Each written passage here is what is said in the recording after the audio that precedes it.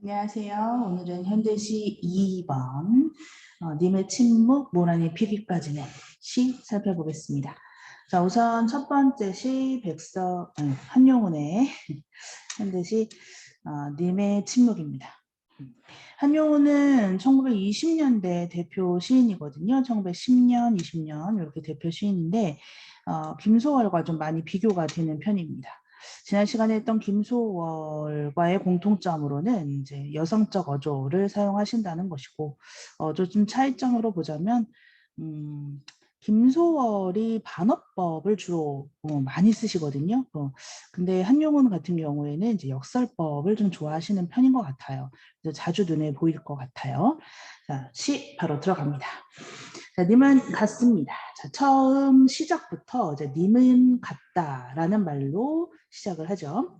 여기서 우리는 현재 상황을 알 수가 있습니다. 화자의 현재 상황, 네, 이별한 상황이다.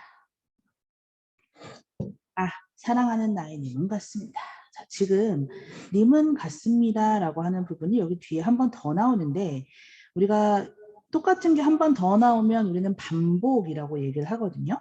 근데 앞에 보시면 사랑하는 나의가 플러스가 돼서 시행의 길이가 길어지면서 반복이 됐어요.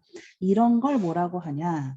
시행의 길이가 길어지면서 반복이 된다. 이건 점층적 반복. 이라고 합니다. 그러니까 점층이라는 말에 뭐 점점 깊이, 점점 넓게 뭐 이렇게 다들 알고 계시잖아요. 근데 시행이 길어지는 것도 점층이다라고 보셔야 합니다. 자, 여기 라고 하는 감탄사가 보이죠? 우리는 감탄사가 사용이 되면 무슨 법이다 하고 알고 있죠? 네, 영탄법이다 라고 알고 있습니다. 근데 이 감탄사가 시행의 그 문맥상 봤을 때 느낌이 조금씩 달라요. 그래서 이 일행에 나와 있는 아와 저 아래에서 두 번째 줄에 나와 있는 그 아는 다른 느낌이 들 겁니다. 가서 다시 한번 얘기를 하고요. 자, 그러면 일행에 나와 있는 감탄사는 어떤 느낌을 더 주느냐? 자, 이별한 상황입니다.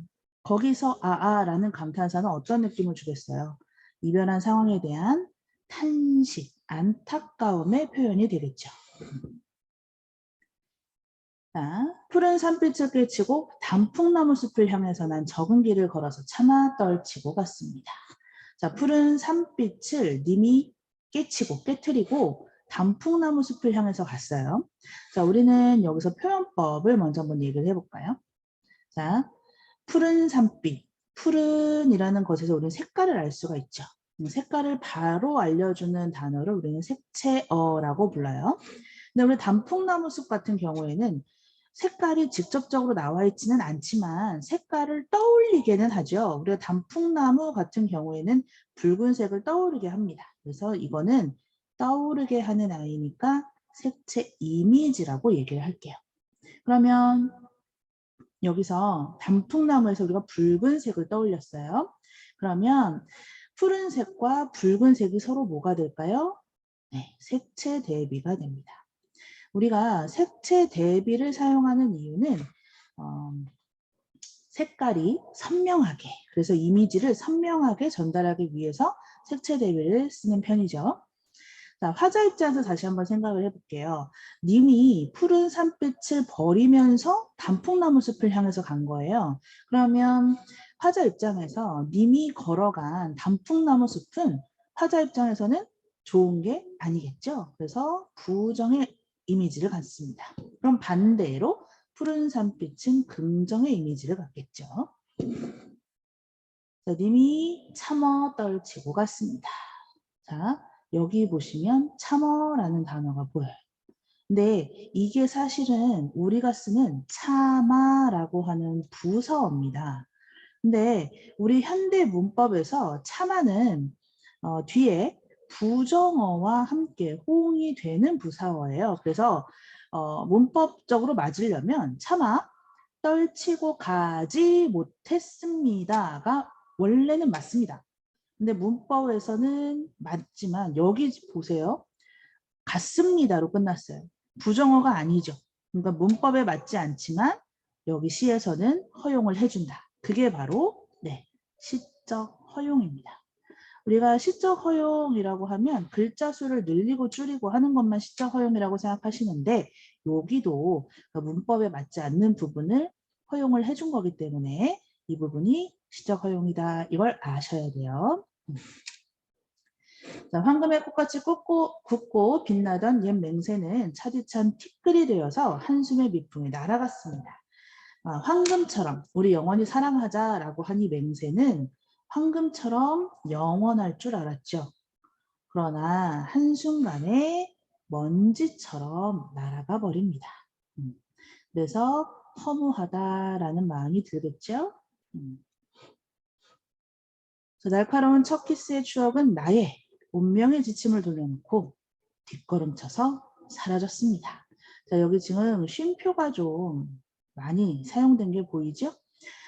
시에서는 보는 텍스트만 중요한 게 아니라 낭송할 때도 중요합니다. 그러니까 시를 읽는 것에도 중요한 거라고 생각을 해주셔야 되거든요. 그럴 때 이 쉼표가 중요한 역할을 하죠. 우리가 낭송을 할 때 이 쉼표에서 끊어 읽는단 말이에요. 끊어 읽으면 그만큼 그 부분에서 감정을 섬세하게 느낄 수 있게 합니다. 그래서 쉼표는 정확한 부분에 들어가 있는 거고요. 그 부분에서 끊어 읽으면서 화자 입장에서 느끼면서 낭송을 하게 되는 거죠. 자, 나는 향기로운 님의 말소리에 귀먹고 꽃다운 님의 얼굴에 눈멀었습니다. 자, 우선 제가 밑줄을 향기로운 님의 말소리에 밑줄을 쳐볼게요. 그럼 이게 뭐가 될까요? 내가 원래 표현하려고 한 건 말소리입니다. 근데 그것이 향기롭다라는 문장으로 만들어지죠. 그러면 말소리는 청각인데 그 청각을 후각으로 표현하고 있으니까 청각의 후각화라고 얘기할 수 있고요. 자, 이번에는 문장 전체로 볼게요. 이렇게. 자, 그럼 여기서 얘기할 수 있는 건 뭘까? 1번. 님의 말소리는 향기로워. 님의 얼굴은 꽃다워. 화자의 님에 대한 예찬적 태도를 볼 수가 있고요. 또 한 가지 표현법으로는 자, 님의 말소리에 귀먹고 무엇에 어떻게 하고 님의 얼굴에 눈멀었습니다. 무엇에 어떻게 했습니다. 자, 구조가 비슷하죠. 양쪽으로 짝을 지어줄 수 있으면서 구조가 비슷하면 우리는 대구라고 합니다. 자, 이번엔 좀 더 어려운 얘기를 해보죠. 님의 말소리는 향기롭다는 건 굉장히 좋은 겁니다. 근데 귀먹게 했어요. 님의 얼굴이 꽃다운 건 좋아요. 그런데 내 눈이 멀었어요. 자, 이렇게 양쪽으로 극과 극으로 설명하면 우리는 역설이라고 합니다. 역설법 보였네요. 자, 그럼 여기서 청각의 후각화, 예찬적 태도, 대구법, 역설법을 통해서 하고 싶은 말이 무엇일까? 님이 그만큼 나에겐 절대적인 존재였다라는 거예요. 난 그 사람밖에 안 보여, 그 사람밖에 안 들려 이런 거죠. 절대성을 강조합니다. 사랑도 사람의 일이라 만날 때 미리 떠날 것을 염려하고 경계하지 아니한 것은 아니지만 화자도 예상은 하고 있었지만 이별은 뜻밖의 일이 되고 놀란 가슴은 새로운 슬픔에 터집니다.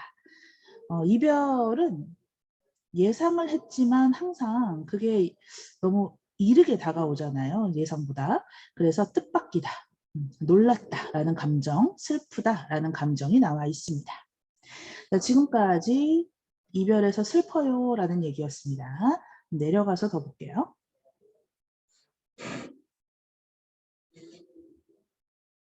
자, 슬프다라고 얘기하고 그 다음에 나오는 단어가 뭐예요? 그러나가 나와 있습니다. 지난 시간에도 얘기를 했듯이 그러나가 나오면 앞뒤 내용이 반대가 된다. 그래서 앞에는 지금 슬프다 부정이었습니다. 그러면 앞으로는 무슨 얘기를 할까요? 긍정에 대한 얘기를 할 겁니다. 그래서 두 번째 줄 내려가면 여기 새 희망이라는 긍정의 단어가 눈에 보일 겁니다. 자, 그래서 부정에서 긍정으로 뒤바꿔주는 것을 우리는 시상전환이라고 하죠. 이별을 쓸데없는 눈물의 원천을 만들고 마는 것은 스스로 사랑을 깨트리는 것인 줄 아는 까닭에 울고만 있으면 아무짝에도 쓸모가 없다라는 걸 알고 있기 때문에 이 슬픔의 힘을 옮겨서 새 희망의 정수박이에 들이부었습니다. 자, 여기 내용을 한번 다시 보죠. 자, 슬픔의 힘이라고 하는 게 뭔지 모르겠지만 이 힘을 싹 모아다가 희망입니다. 희망이의 정수리에다가 갖다 부었습니다. 자, 그러면 슬픔의 힘, 슬픔이라는 것, 힘이라고 하는 것은 눈에 보이지 않아요. 그런데 들이부었어 라고 하는 건 우리가 상상할 수 있게 만들었단 말이에요. 이런 걸 우리는 추상적 관념의 구체화 이렇게 얘기를 하고요. 슬픔의 힘이 관념이겠죠? 그럼 구체화한 방법은 뭐예요?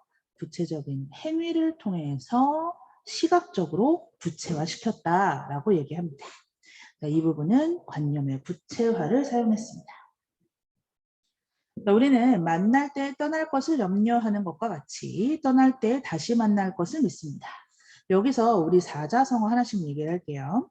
만날 때에 떠날 것을 염려하는 것을 우리는 회자정리라고 얘기해요. 회자정리. 그리고 떠날 때 다시 만날 것을 믿는다. 이 부분에서 우리는 거자필반이라는 단어를 얘기할 거예요. 자, 보세요. 회자정리, 거자필반. 만나요. 떠날 걸 생각해. 떠나면 다시 만날 걸 생각해. 만나면 떠날 걸 생각하고 떠나면 다시 만날 걸 생각하고 만났는데 떠날 걸 생각하고 떠나면 만나는 걸 생각하고 지금 어떻게 둥글둥글 돌고 있습니다. 자, 이걸 불교적 용어로 우리는 뭐라고 부를까요? 네, 윤회사상이라고 부를 거예요. 한용운이 스님이다 보니까 여기서는 불교적인 사상이 들어가 있을 수밖에 없는 거죠. 지금 돌고 돈다. 그래서 윤회 사상을 바탕으로 순환 구조를 말을 하고 있네요. 인간의 삶은 이렇게 순환되는 거야 라고 얘기합니다. 자, 여기서 감탄사 두 번째 등장합니다. 아까 1행에서 얘기했던 것과 같이 감탄사는 영탄법을 만들어 주는데 각각 감탄사들마다 느낌이 조금씩 다르다. 여기서 아는 뭘까요? 아까 1행에서는 탄식이었거든요. 자, 우리는 다시 만날 것을 믿습니다. 자, 보세요. 화전 지금 이별을 한 상황인데 다시 만날 것을 믿는다라고 얘기했어요.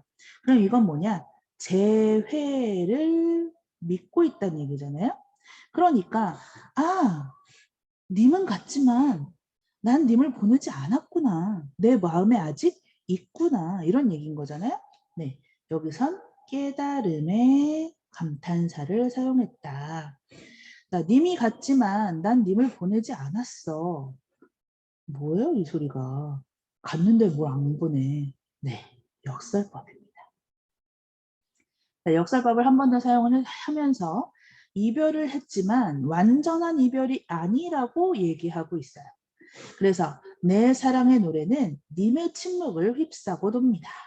자, 여기서 님의 침묵이라는 제목이 나오죠. 그럼 화자 입장에서 님이 침묵하는 상황인 거야. 이별을 했지만 내 마음엔 아직 님이 있고 그 님이 그냥 조용히 있을 뿐이야. 그러니까 완전한 이별이 아니라 그냥 단순히 내 옆에 살짝 없는 거야 라고 생각을 하면서 이겨내려고 하는 겁니다. 자, 그래서 부정에서 긍정으로 시선전환 되면서 울지 않고 우린 재회할 거라고 믿으면서 내 마음에 있는 님에 대한 영원한 사랑을 다짐하는 내용으로 마지막 마무리하고 있습니다.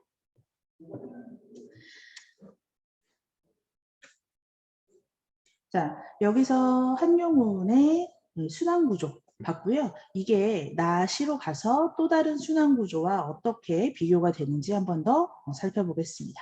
자, 밑으로 내려가서 모란이 피기까지는을 가볼게요. 자, 모란이 피기까지는 김영랑, 이 김영랑 시인은 1930년대 대표 시인이고요. 김영랑은 순수 시인이다라고 평가를 받습니다.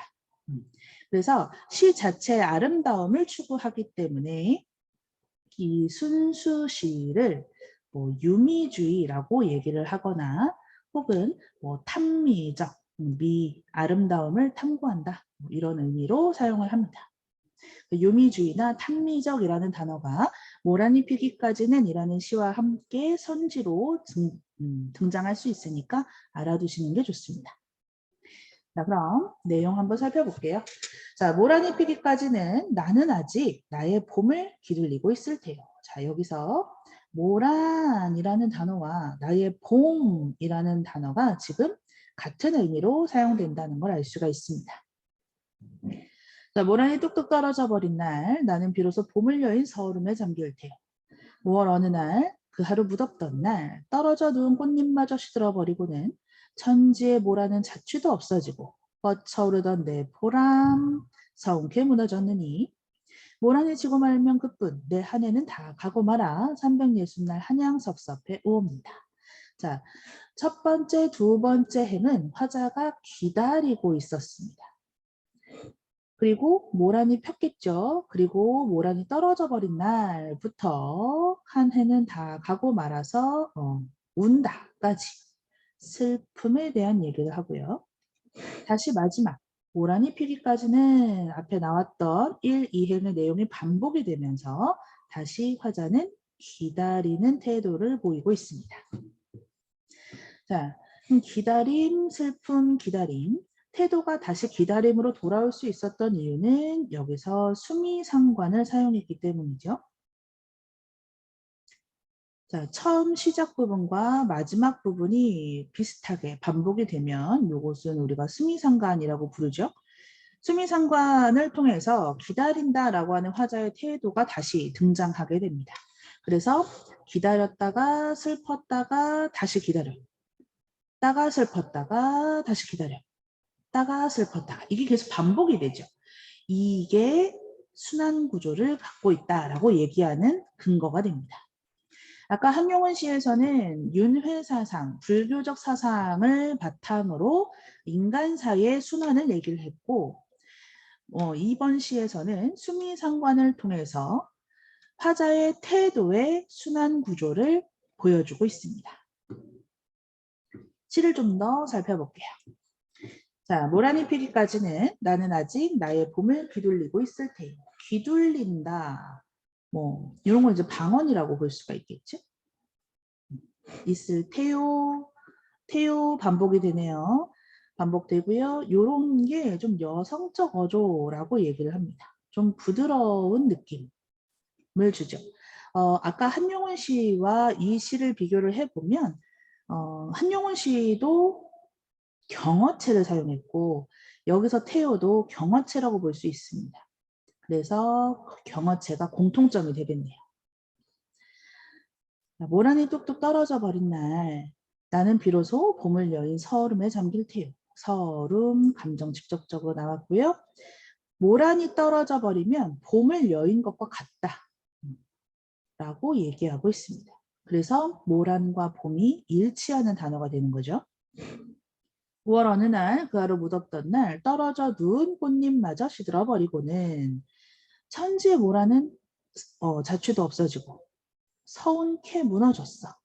자, 여기서 보면 떨어져 버린 날, 잠길 태우, 무너졌다. 다 하강 이미지를 사용하면서 화자의 슬픔을 강조하고 있습니다. 자, 그런데 모란이 지고 말면 그뿐 내 한 해는 다 가고 말아. 모란이 꽃이에요. 꽃이 졌는데 나한테는 1년이 끝나버린 것 같은 느낌이다. 처럼 과장을 사용해서 그만큼 화자한테는 모란이 중요한 존재다라는 걸 강조하고 있습니다. 그 밑에 360날 숫자로 하면 360, 360일. 근데 여기서 우리는 숫자가 중요하지는 않다라고 하는 걸 알 수가 있죠. 우리가 고전시나 어떤 다른 시들을 봤을 때 숫자가 중요하지는 않아요. 화자가 그만큼 슬프다라고 하는 정감의 깊이를 숫자로 강조하고 있다라고 얘기할 수 있습니다. 자, 이제 수미상관을 사용한 마지막 부분을 볼 건데요. 자, 모란이 피기까지는 나는 아직 기돌리고 있을 테요. 여기 똑같습니다. 그런데 찬란한 슬픔의 봄을이라고 목적어가 뒤로 빠져 있어요. 순서가 바뀌면 우린 이걸 도치법이라고 얘기를 하죠. 도치법은 하고 싶은 말을 뒤로 빼요. 뒤에 빠져 있는 애가 강조의 대상이 됩니다. 그러면 자, 찬란한 슬픔의 봄을 자, 여기를 강조하겠다는 얘기죠. 자, 봄이라고 하는 대상을 설명할 건데 이 봄이 찬란하기도 하고 슬프기도 하다면서 극과 극으로 설명을 하면 우린 여기를 역설법이라고 하죠. 왜? 꽃이 피니까 찬란한 계절이야. 그런데 꽃이 또 지니까 슬프기도 한 계절이야. 그래서 화자한테 있어서 봄은 두 가지 감정이 공존하는 계절이다라고 볼 수 있습니다. 자, 그럼 우리 시가 어떻게 진행이 되는지 한번 쭉 훑어봤는데요. 조금 더 들어가 볼게요. 우리 선지에서 잘 나오는 거 1번. 선지에서 잘 나오는 거. 자, 우리 찬란한 슬픔의 봄을 여기 한번 볼까요? 받침만 한번 볼게요. 자, 니은, 리을, 미음, 미음, 리을. 자, 받침이 전부 울림소리로 되어 있어요. 울림소리를 반복해서 사용을 하고 있다는 거죠. 울림소리를 반복하면 당연히 운율이 만들어지고 또 하나 울림소리 덕분에 조금 더 부드러운 느낌을 줄 수가 있습니다. 자, 두 번째, 시행의 길이를 한번 볼게요. 자, 모란이 피기까지는 좀 짧고 기돌리고 있을 테요. 좀 길고 상대적으로 짧고 길고 한 것들이 한 세트로 묶여 있습니다. 시행의 길이가 짧고 긴 것이 묶여 있을 경우 우리는 낭송할 때도 생각을 하라고 했잖아요. 짧고 긴 시행은 낭송할 때 호흡이 달라요. 짧은 시행은 이 마지막 이 흰 부분이 다 쉬는 공간이 됩니다. 그래서 짧은 시행은 좀 더 상대적으로 천천히 느린 호흡을 갖게 돼요. 그럼 긴 시행은 반대로 쉴 공간이 많지 않죠. 그래서 상대적으로 빠른 호흡을 갖게 됩니다. 그러면 호흡이 느렸다가 빨랐다가 느렸다가 빨랐다가 이게 반복이 되죠. 이게 또 운율을 만드는 한 가지 방법이 됩니다. 자, 세 번째. 이 세 번째는 여러분들이 중요하게 보셔야 될 부분인데요. 여기를 한번 볼게요. 나는 아직 모란이 뚝뚝 그 다음에 360날 한양 이렇게 세 단어 한번 보겠습니다. 자, 아직 그리고 뚝뚝 그리고 한양 이 세 가지 단어는 전부 부사어입니다. 근데 이 부사어가 있는 것과 없는 것의 차이가 커요. 자, 나는 아직 그러니까 나는 아직 기다리고 있다. 난 포기하지 않았다. 이런 느낌이죠.